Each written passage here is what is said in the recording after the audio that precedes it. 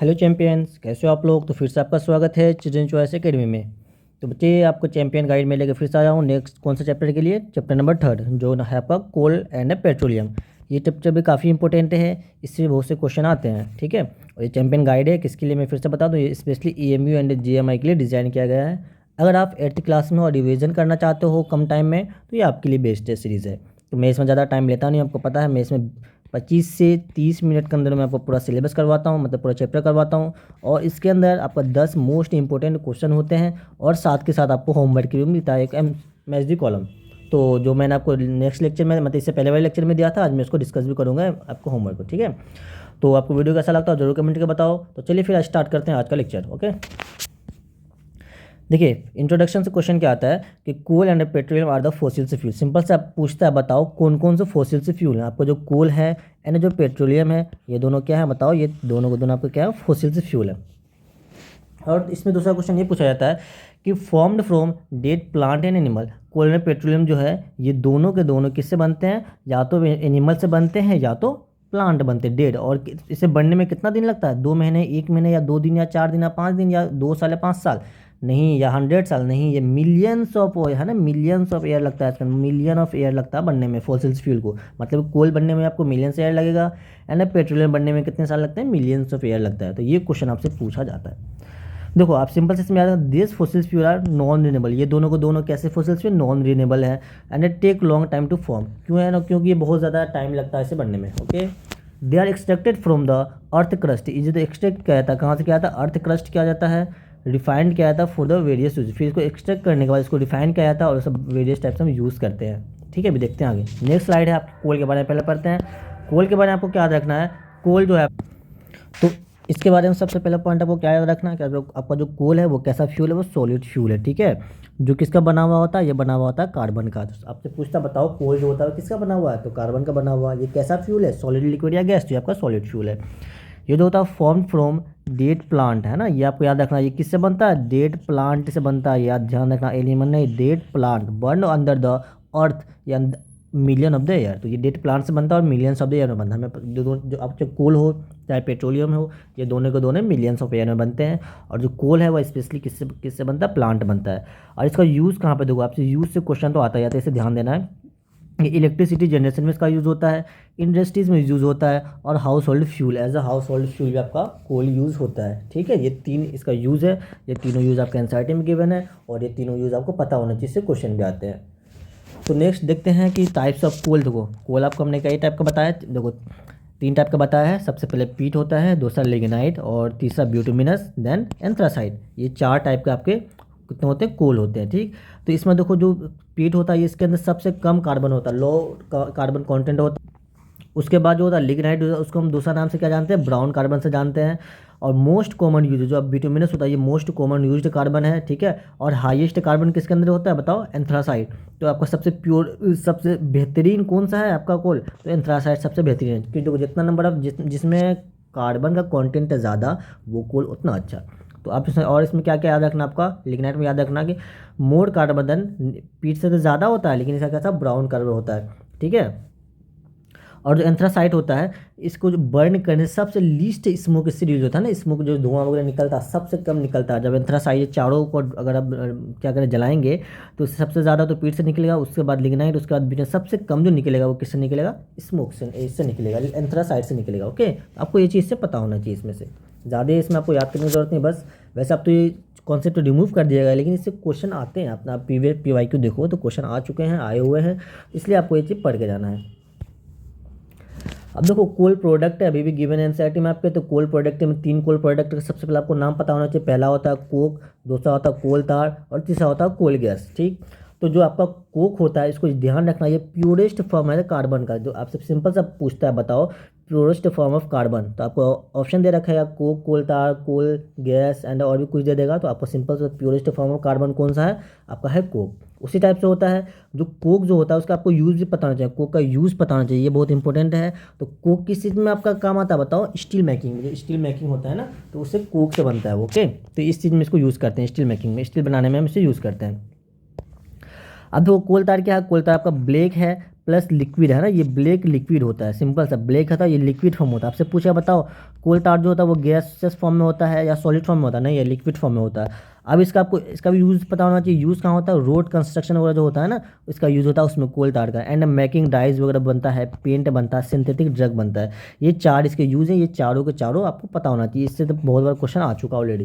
तो synthetic drug वगैरह बनाने में यूज़ होता है, पेंट बनाने में यूज़ होता है, मेकिंग डाइज वगैरह में, एंड रोड कंस्ट्रक्शन में। ये सब के सब जो यूज़ होते हैं ये किसके हेल्प से बनता है? कोल tar के हेल्प से बनता है। तो अब देखो कोल गैस है, सिंपल सा, ये जो use in fuel in industry, जो इंडस्ट्रीज़ वगैरह में जो फ्यूल यूज़, क्योंकि देखो इंडस्ट्रीज वगैरह को भी चलाने के लिए फ्यूल की ज़रूरत होती है। तो स्पेशली जो इंडस्ट्रीज में जो फ्यूल यूज़ होता है वो कौन सा फ्यूल होता है? वो आपका कोल गैस होता है। Coal gas as a fuel use होता है इंडस्ट्रीज़ में।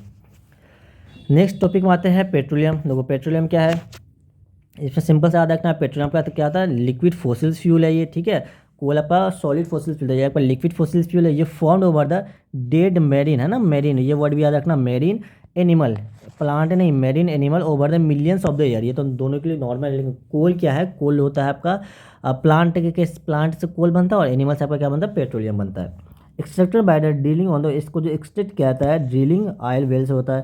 इसको फिर रिफाइन करते हैं at a petroleum refiner to often the useful product. इसको रिफाइन करने के बाद जो पेट्रोलियम है उसको हम वहाँ से निकालते हैं, फिर उसको रिफाइनिंग प्रोसेस से उसको रिफाइन करते हैं, फिर उससे हम यूजफुल प्रोडक्ट को निकालते हैं। अब इसका क्या क्या प्रोडक्ट है जो आपका कोल जब रिफाइनिंग किया है ना, कोल रिफाइनिंग करना, इसका कुछ जो प्रोडक्ट निकलता है उस प्रोडक्ट का देखो, सबसे पहले आपका पेट्रोल है। कोल किसका? पेट्रोल किसका प्रोडक्ट है बताओ? पेट्रोलियम का।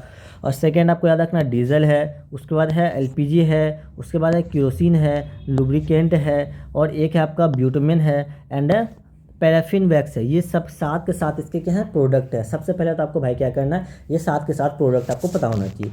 ये साथ के साथ प्रोडक्ट आपको सबसे पता होना चाहिए किसका प्रोडक्ट है? ये पेट्रोलियम का। अब उसके साथ आपको इसका यूज़ पता होना चाहिए। सिंपल सबसे यूज़ पूछता है, बताओ कौन सा पेट्रोलियम प्रोडक्ट कहाँ पर यूज़ करते हैं? आपसे क्वेश्चन पूछेगा, बताओ पेट्रोल का हम कहाँ यूज़ करते हैं, ठीक है। पेट्रोल का यूज़ होता है व्हीकल से में यूज़ होता है, जैसे कार हो गया, बाइक, उसमें पेट्रोल डालते हो ना, क्या उसमें पानी डाल के चलाते हो? नहीं ना यार, है ना, क्या डालते हो? होता है ना पेट्रोल।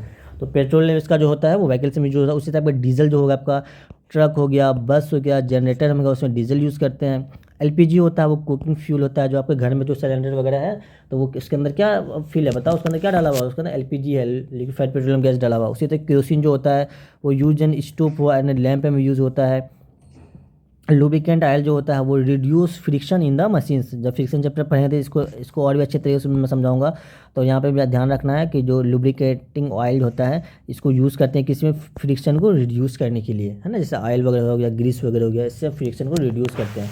उसी टाइप से आपको पता होना चाहिए जो ब्यूटामिन होता है उसको हम यूज़ कहाँ करते हैं? रोड को कंस्ट्रक्शन करने में हम ब्यूटामिन, है ना, ब्यूटामिन को यूज़ करते हैं रोड कंस्ट्रक्शन में।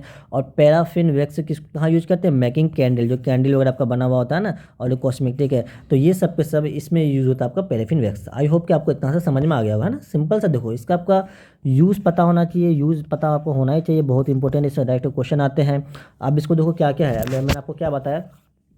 सबसे पहले आपको यहाँ पे क्या पता है? टाइप्स ऑफ कोल, है ना, टाइप्स ऑफ कोल, पहला ये टॉपिक आपको पता होना चाहिए। एक मिनट पेन चेंज कर लूँ।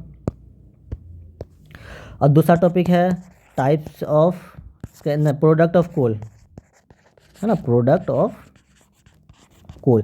तो ये भी आपको मैंने बता दिया। अभी ये आपको पता होना चाहिए। प्रोडक्ट ऑफ कोल में 3 होते हैं ना, अभी ऑलरेडी बताओ क्या क्या है, आप लिखोगे कमेंट में। उसके बाद टाइप ऑफ कोल में हमने 4 बताया था, चारों का नाम बताएंगे। उसके बाद फिर हमें याद करना product of petroleum, product of petroleum. तो ये सब इसमें हमने कितना टोटल बताया? 7 देखा। ये 7 का आपको नाम पता होना चाहिए। और इसका आपको देखो, एक तो सबसे पहले आपको नाम पता होना चाहिए कौन कौन सा है ना, इसमें 7 है टोटल। 7 का नाम पता कौन कौन सा है। और 7 के साथ इन सब का आपको क्या पता होना चाहिए? यूज़ पता होना चाहिए। आपसे यूज़ से क्वेश्चन आता है कि बताओ कहाँ पे कौन सा क्या यूज़ होता है। तो पेट्रोल कहाँ पे यूज़ होता है, डीजल कहाँ पे यूज़ होता है, विटामिन कहाँ पे यूज़ होता है, कोल tar कहाँ यूज़ होता है, कोक कहाँ यूज़ होता है। ये सब के सब क्वेश्चन बनते हैं। इससे बहुत ही आसान सा क्वेश्चन आता है, ज़्यादा टफ क्वेश्चन नहीं आता, लेकिन बनता है। तो आपको ये सब का सब पता होना चाहिए, टू जेड।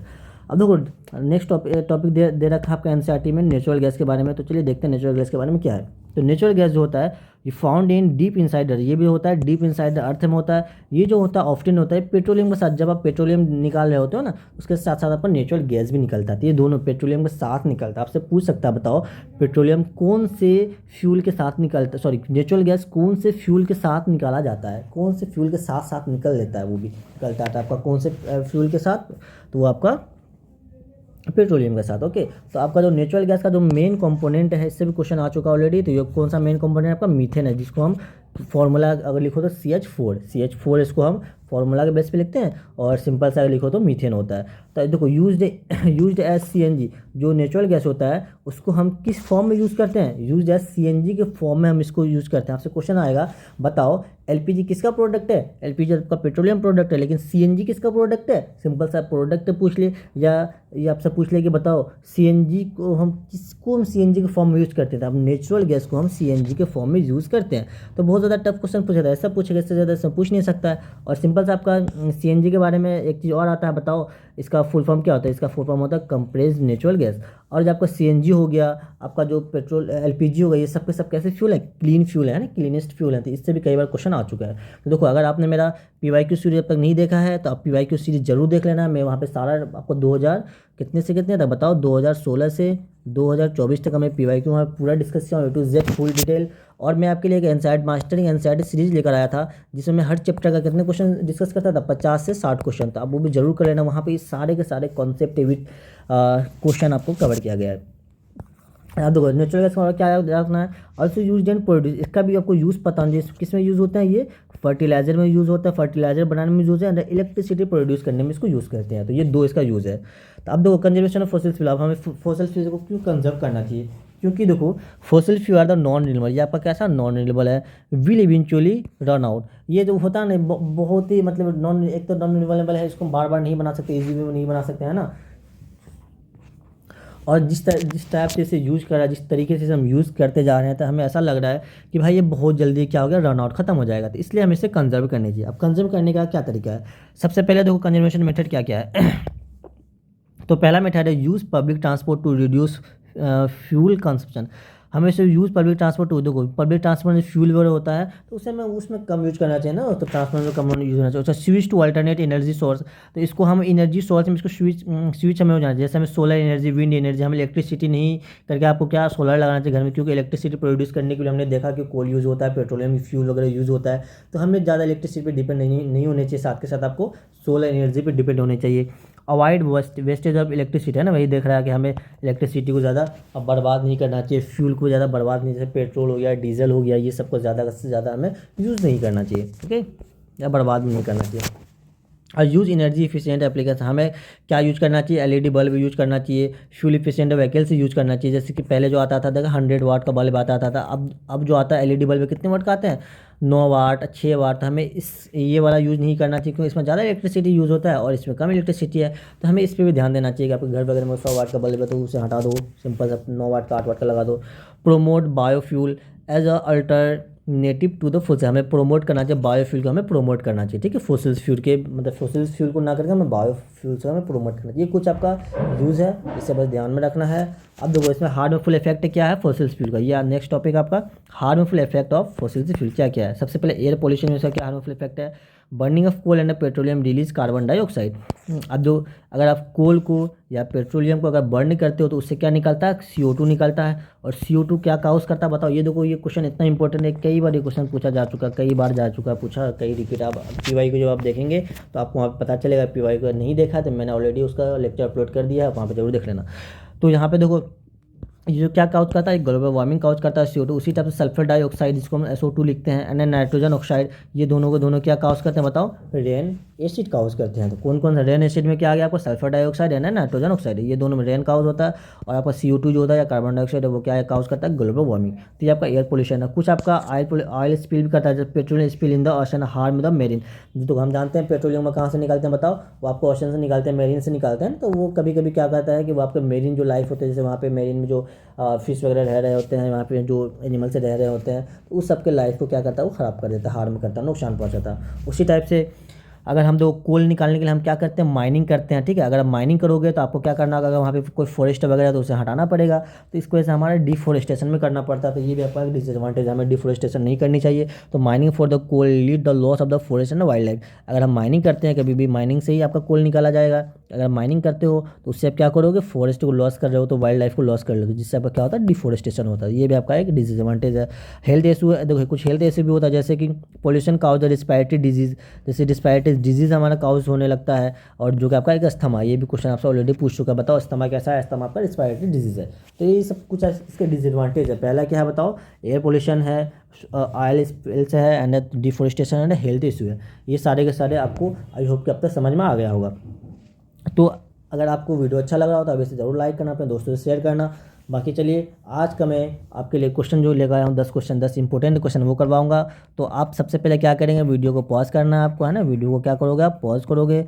पॉज करने के बाद आप खुद से ट्राई करना सबसे पहले, ठीक है। खुद से ट्राई करना, खुद से ट्राई करने के बाद आप पहले ऑप्शन ABCD लिखना है कॉपी में, फिर देन आप क्या करना, आपको चेक करना है। चेक करने के बाद आप ये देखेंगे आपका मतलब सही है या गलत है। अगर सही है तो बहुत अच्छी बात है, और गलत है तो भी कोई भी दिक्कत नहीं है, थोड़ी सी दिक्कत है, लेकिन मान लो कि नहीं है कोई दिक्कत, ओके अपने भाई है ना, मैं बता रहा हूँ कोई दिक्कत है ना। तो मानो कि गलत है तो कोई दिक्कत की बात नहीं है। तो फिर से आप क्या करेंगे, वीडियो को प्ले करना। प्ले करने के बाद आप यहाँ पे सॉल्यूशन देखना कि मैं क्या बताया हूँ, आपने क्या टिक किया है। तो ज़्यादा टेंशन नहीं लेना, बिंदास होकर पढ़ो अच्छे तरीके से, है ना। तो 10 क्वेश्चन आप फिर फाइनल आप हमें कमेंट करके बताना कि आपको 10 में कितने मार्क्स आए हैं, ठीक है। तो आज का जो पहला क्वेश्चन है, पहला देखो क्या क्वेश्चन पूछा गया है, which is the purest form, purest form of coal. तो कोल का प्योरेस्ट फॉर्म इसमें से क्या है बताओ। लिग्नाइट है, पीट है, ब्यूटामेन है, या एंथ्रासाइट है, बताओ। अभी मैंने आपको ऑलरेडी डिस्कस अभी किया है कि बताओ प्योरेस्ट फॉर्म ऑफ कोल क्या है। तो प्योरेस्ट फॉर्म ऑफ कोल क्या है बताओ, एंथ्रासाइट है प्योरेस्ट फॉर्म। ये चारों के चारे क्या है बताओ, ये टाइप्स ऑफ कोल है ना, ये चारों के चारे टाइप्स ऑफ कोल हमने बताया है। लेकिन इन चारों में भी आपको प्योरेस्ट फॉर्म कौन सा, एंथ्रासाइट है, ओके। क्वेश्चन नंबर 2 देखो, which gas is main component of the natural gas. अभी हमने जस्ट देखा था कि नेचुरल गैस का मेन कंपोनेंट कौन क्या है, इसमें से कौन सा गैस नेचुरल गैस का मेन कंपोनेंट है। क्या ऑक्सीजन है, बिल्कुल नहीं। कार्बन डाइऑक्साइड है, नाइट्रोजन नहीं। इसका क्या है बताओ, मीथेन है आपका मेन कंपोनेंट। क्वेश्चन नंबर 3 देखो क्या है, पेट्रोलियम इज फॉर्म्ड फ्रॉम, पूछा है पेट्रोलियम जो होता है वो कहाँ फॉर्म्ड, किससे बनता है, क्या वो पत्थर से बनता है या मिनरल से बनता है। ये दोनों हटा दो, एनिमल प्लांट में कन्फ्यूजन होता है बच्चे को। तो हमने क्या बताया आपका, जो आपका पेट्रोलियम होता है वो आपका एनिमल से बनता है, और आपका जो कोल होता है वो आपके प्लांट से बनता है, ठीक। तो क्वेश्चन नंबर 4 देखो, CNG स्टैंड फॉर, देखो ये सिंपल सा क्वेश्चन आपसे आते हैं एग्जाम में, आपको फुल फॉर्म पूछ लेता है, बताओ CNG का फुल फॉर्म, स्टैंड फॉर मतलब फुल फॉर्म पूछा है। तो इसका फुल फॉर्म क्या होता है, कंप्रेस्ड नेचुरल गैस, या कंप्रेस्ड नाइट्रोजन गैस नहीं, condense natural gas, clean natural gas नहीं। इसका होता है कंप्रेस्ड नेचुरल गैस, सिंपल सा कंप्रेस्ड नेचुरल। लेकिन ये कैसा फ्यूल है बताओ, यहाँ पर क्लीन फ्यूल है, क्लीनेस्ट फ्यूल है या क्लीन फ्यूल ये बोल सकते हो इसे आप। ये क्वेश्चन में कई बार पूछे गए हैं आपको।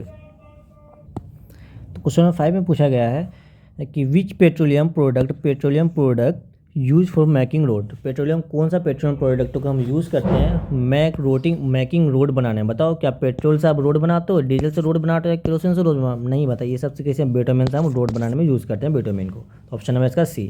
उसी टाइप से 6 है, what is the Coke mainly. देखो आपको मैंने क्या बताया था, आपको यूज से क्वेश्चन आते हैं, इसलिए यूजेज आपको पता होना चाहिए हर चीज़ का। कोल के प्रोडक्ट का यूज़, पेट्रोल, उसके बाद पेट्रोलियम का प्रोडक्ट का यूज़ आपको हर हाल में पता होना ही चाहिए। तो आपसे नेक्स्ट क्वेश्चन है कि कोल जो होता है वो किस चीज़ में यूज़ करते हैं, बताओ कोक को किस चीज़ में यूज़ करते हो। इसको हम स्टील मेकिंग में यूज़ करते हैं, ठीक है।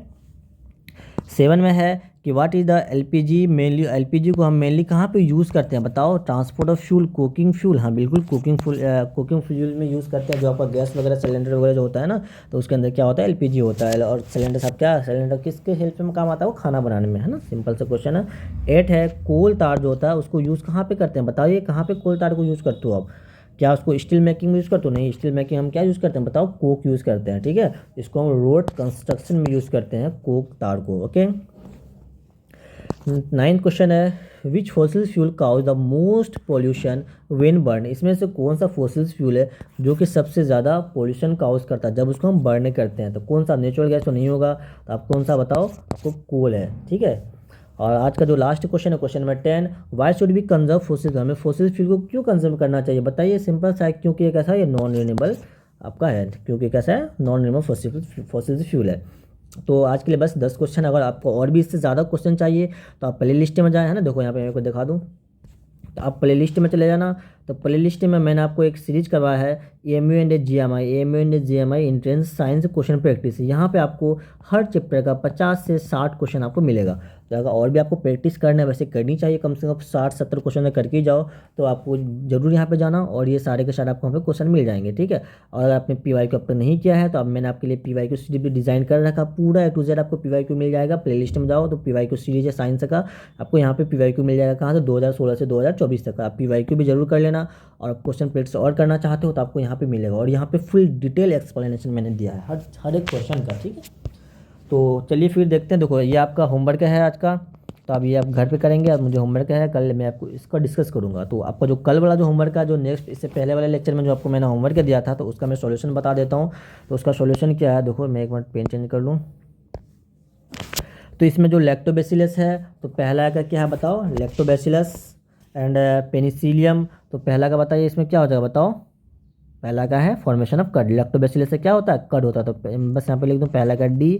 और दूसरा बताओ पेनिसिलियम। पेनिसिलियम से क्या होता है, एंटीबायोटिक प्रोडक्शन, इसका E हो जाएगा। और प्लाज्मोडियम। प्लाज्मोडियम से क्या होता है, काउस मलेरिया, तो इसका A हो जाएगा, बताओ। और राइजोबियम। राइजोबियम का बताओ क्या होता है, बताओ। नाइट्रोजन फिक्सेशन बैक्टीरिया, तो इसका B हो जाएगा। उससे राइजोपेस। राइजोपेस क्या होता है, फॉर ब्रेड मोल्ड का फॉर्मेशन होता है, इसके हेल्प से इसका हो जाएगा आपका C। तो आप इसे मैच कर लो और हमें कमेंट करके जरूर बताना आपको कितने मार्क्स आए, वीडियो आपको कैसा लग रहा है ये भी ज़रूर कमेंट करना। और आपको अपने दोस्तों से शेयर करना ज़रूर है ना। तो अगर आप मुझे इंस्टाग्राम पे चाहते हो तो मुझे फॉलो कर सकते हो। मेरा इंस्टाग्राम इसे आप स्कैन करें, या इंस्टाग्राम पे आप टाइप करेंगे AKADIR QUADIR 374, तो मेरा ID में आपको दिख जाएगा, आप मेरे को वहाँ पे फॉलो कर सकते हो। तो देखो लास्ट टाइम भाई आपको करना क्या होता है, अब ज़्यादा स्ट्रेस नहीं लो, एग्ज़ाम बहुत करीब है। आप सिंपल सा, अगर आपने एनसीईआरटी नहीं पढ़ा तो एनसीईआरटी ज़रूर पढ़ लेना। अगर आप पढ़ रखे हो तो अब ये मेरा सीरीज़ को, एक तो आपको ये सीरीज़ पूरा करना है। इसमें बस मैं ज़्यादा कुछ भी, आप देख रहे हो कि मैं चाहूँ तो मैं पूरा एकदम थ्योरी ला सकता हूँ, लेकिन मैं थ्योरी बिल्कुल नहीं ला रहा हूँ, फालतू कुछ भी नहीं है। हर एक लाइन से आपके क्वेश्चन आते हैं। तो अब इस सीरीज़ को ज़रूर करना, जो आपका क्या है, चैम्पियन गाइड है ना, CG बोल दो उसको, चैम्पियन आपका गाइड है। तो इस गाइड को करने के बाद आप क्या करो, वहाँ पे मैंने मास्टरिंग एनसीईआरटी करा रखा है, तो मास्टरिंग इन एनसीईआरटी करा रखा है, तो आप वो वाला सीरीज़ देखना। उसको कंप्लीट करने के बाद आप सबसे आसान, उसके बाद क्या करना, PYQ करना है। अगर आप ये तीनों काम अभी लास्ट में कर भी लेते हो तो ये भी आपके मोर देन इनफ है।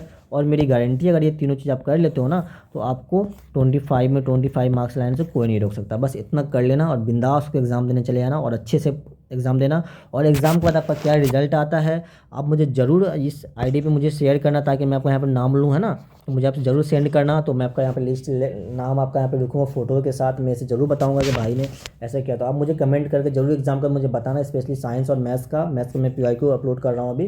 तो मुझे ज़रूर बताना यार कि आपके कैसे एग्ज़ाम में कितने मार्क्स आए हैं, आपके कितने क्वेश्चन बन रहे हैं। तो अब मैं आपका यहाँ पे नाम लूँगा, शेयर करूँगा, ठीक है। तो आपके ये नाम के साथ, फ़ोटोज़ के साथ अब मैं ज़रूर शेयर करूँगा, आपका नाम लूँगा, ओके। तो आप मुझे शेयर ज़रूर करना। तो ले फिर मिलते हैं नेक्स्ट लेक्चर में, तब तक के लिए ओके बाय। अपना ख्याल रखें और अच्छे से पढ़ें और बिंदास रहें, है ना, टेंशन नहीं लें, बिल्कुल भी स्ट्रेस नहीं लेना है। आपका भाई आपके साथ है, ओके।